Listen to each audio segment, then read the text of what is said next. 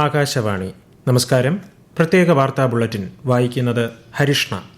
രാജ്യത്തെ പുതിയ റെയിൽവേ സ്റ്റേഷനുകൾ വ്യാപാരത്തിന്റെയും വാണിജ്യത്തിന്റെയും കേന്ദ്രങ്ങളായി മാറിക്കൊണ്ടിരിക്കുകയാണെന്ന് പ്രധാനമന്ത്രി നരേന്ദ്രമോദി. അമൃത് ഭാരത് സ്റ്റേഷനുകൾ നമ്മുടെ പൈതൃകവും സാംസ്കാരിക പ്രൗഢിയും വിളിച്ചോതുന്നവയാണെന്നും അദ്ദേഹം പറഞ്ഞു. കേരളം ഉൾപ്പെടെ 20 സംസ്ഥാനങ്ങളിൽ അമൃത് ഭാരത് സ്റ്റേഷൻ പദ്ധതിയുടെ ഭാഗമായി നവീകരിച്ച 75 റെയിൽവേ സ്റ്റേഷനുകളുടെ ഉദ്ഘാടനം ജലന്ധറിൽ നിർവഹിക്കുകയായിരുന്നു പ്രധാനമന്ത്രി. കേരളത്തിലെ അങ്കമാലി, ചാലക്കുടി, തലശ്ശേരി, തിരൂർ, പരപ്പനങ്ങാടി, നിലമ്പൂർ എന്നീ 6 റെയിൽവേ സ്റ്റേഷനുകളാണ് പ്രധാനമന്ത്രി ഇന്ന് ഉദ്ഘാടനം ചെയ്തത്. ആധുനിക രീതിയിലുള്ള പ്ലാറ്റ്ഫോമുകൾ, വെയിറ്റിംഗ് ഹാളുകൾ, വിപുലമായ പാർക്കിംഗ് സൗകര്യം, ഭിന്നശേഷിക്കാർക്കും മുതിർന്ന പൗരന്മാർക്കുമായി റാമ്പ് എന്നിവയടക്കം വിപുലമായ ആധുനിക സൗകര്യങ്ങളാണ് സ്റ്റേഷനുകളിൽ സജ്ജീകരിച്ചിരിക്കുന്നത്. സർക്കാർ ആശുപത്രികൾ രോഗീ സൗഹൃദമാക്കാൻ ജീവനക്കാർക്ക് നിർബന്ധിത പരിശീലനം നൽകാൻ തീരുമാനിച്ചതായി ആരോഗ്യമന്ത്രി കെ മുരളീധരൻ അറിയിച്ചു. താലൂക്ക് ആശുപത്രി മുതൽ മെഡിക്കൽ കോളേജ് വരെ ഡോക്ടർമാർ ഒഴികെയുള്ള ജീവനക്കാർക്കാണ് പരിശീലനം നൽകുക. ഇതു സംബന്ധിച്ച നടപടി സ്വീകരിക്കാൻ ആരോഗ്യവകുപ്പ് പ്രിൻസിപ്പൽ സെക്രട്ടറിക്ക് മന്ത്രി നിർദ്ദേശം നൽകി.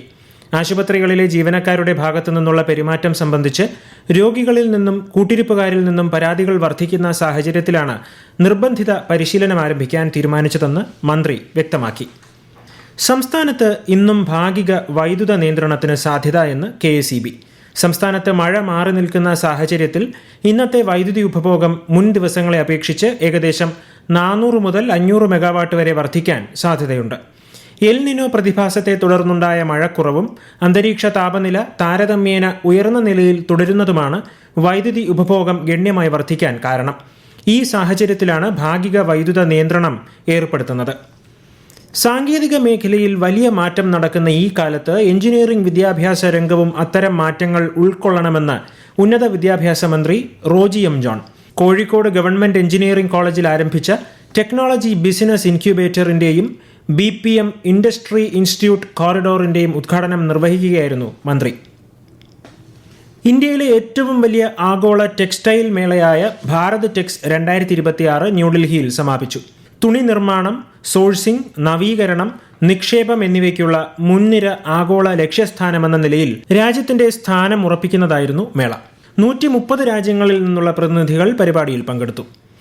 സംസ്ഥാനത്തെ ഓണം വാരാഘോഷം വിദേശ വിനോദസഞ്ചാരികളുടെ കൂടി പങ്കാളിത്തത്തോടെ കൂടുതൽ വിപുലവും ആകർഷകവുമാക്കുമെന്ന് മന്ത്രി PC വിഷ്ണുനാഥ്. തിരുവനന്തപുരം തൈക്കാട് ഗസ്റ്റ് ഹൌസിൽ ഓണം വാരാഘോഷവുമായി ബന്ധപ്പെട്ട് ചേർന്ന വിവിധ കമ്മിറ്റികളുടെ അവലോകന യോഗത്തിൽ സംസാരിക്കുകയായിരുന്നു മന്ത്രി. ആദിവാസി കലാകാരന്മാർക്ക് ഓണം വാരാഘോഷത്തിൽ പങ്കെടുക്കുന്നതിന് പ്രത്യേക അവസരമൊരുക്കും. ഓഗസ്റ്റ് 24 മുതൽ 30 വരെയാണ് ഓണം വാരാഘോഷം. 72ാമത് നെഹ്റു ട്രോഫി വള്ളം കളിയുടെ ഭാഗ്യചിഹ്നം മന്ത്രി M ലിജു ആലപ്പുഴയിൽ പ്രകാശനം ചെയ്തു. വള്ളം തുഴയുന്ന വേഴു എന്ന വേഴാമ്പലിന്റെ പേര് പതിച്ച ഭാഗ്യചിഹ്നം ജില്ലാ കളക്ടർ ഷാജി V നായർ, ചലച്ചിത്ര നടി ദേവി ചന്ദന എന്നിവർ ചേർന്ന് ഏറ്റുവാങ്ങി. കേരളത്തിൽ 1ാം വർഷ ഹയർ സെക്കൻഡറി പരീക്ഷാ ഫലം പ്രഖ്യാപിച്ചു. 2026 മാർച്ചിൽ പരീക്ഷ എഴുതിയ 4,10,190 പേരിൽ 4,04,722 പേരുടെ ഫലം ലഭ്യമായി. സെർവറിൽ സൈബർ ആക്രമണം നടന്നതിനാൽ വിശദമായ ഫലം വെബ്സൈറ്റുകളിൽ ലഭിക്കാൻ വൈകുമെന്ന് പരീക്ഷാ ചുമതലയുള്ള ജോയിന്റ് ഡയറക്ടർ അറിയിച്ചു. സംസ്ഥാനത്ത് വീണ്ടും മഴ കനക്കുന്നു. തൃശൂർ, കണ്ണൂർ, കാസർഗോഡ് ജില്ലകളിൽ കേന്ദ്ര കാലാവസ്ഥാ വകുപ്പ് ഇന്ന് ഓറഞ്ച് ജാഗ്രത പ്രഖ്യാപിച്ചു.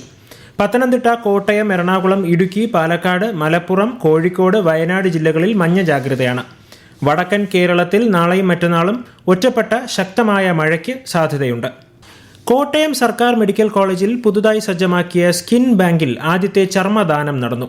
ബൈക്ക് അപകടത്തെ തുടർന്ന് ചികിത്സയിലിരിക്കെ മരിച്ച പത്തനംതിട്ട സ്വദേശി ആഷിഖ് വിജയന്റെ ചർമ്മമാണ് ദാനം ചെയ്തത്. മെഡിക്കൽ കോളേജിൽ സ്കിൻ ബാങ്കും സ്കിൻ ട്രാൻസ്പ്ലാന്റും ആരംഭിച്ചതിനു ശേഷമുള്ള ആദ്യത്തെ ചർമ്മദാനമാണിത്. കേന്ദ്ര MSME മന്ത്രാലയത്തിന്റെ റാമ്പ് പദ്ധതിയുടെ ഭാഗമായ ദ്വിദിന സെക്ടർ സ്പെസിഫിക് പരിശീലന പരിപാടിക്ക് കോഴിക്കോട്ട് തുടക്കമായി. കേരള ഇൻസ്റ്റിറ്റ്യൂട്ട് ഫോർ ഓൺട്രപ്രണർഷിപ്പ് ഡെവലപ്മെന്റും ജില്ലാ വ്യവസായ കേന്ദ്രവും ചേർന്ന് സംഘടിപ്പിച്ച പരിപാടി ഫൈസൽ ബാബു MLA ഉദ്ഘാടനം ചെയ്തു. മെഡിക്കൽ റെപ്രസെന്റേറ്റീവുമാരുടെ ജോലി സമ്മർദ്ദം കുറയ്ക്കുന്നതിന് കേരളത്തിൽ പ്രവർത്തിക്കുന്ന എല്ലാ കമ്പനികളും അടിയന്തര നടപടി സ്വീകരിക്കണമെന്ന് ആരോഗ്യമന്ത്രി കെ മുരളീധരൻ. ജോലി സമ്മർദ്ദം താങ്ങാനാകാതെ തിരുവനന്തപുരം സ്വദേശി B മിഥുൻ ആത്മഹത്യ ചെയ്ത സംഭവത്തിൽ പ്രതികരിക്കുകയായിരുന്നു മന്ത്രി. പ്രത്യേക വാർത്താ ബുള്ളറ്റിൻ കഴിഞ്ഞു. അടുത്ത വാർത്താ പ്രക്ഷേപണം നാളെ രാവിലെ 6:45.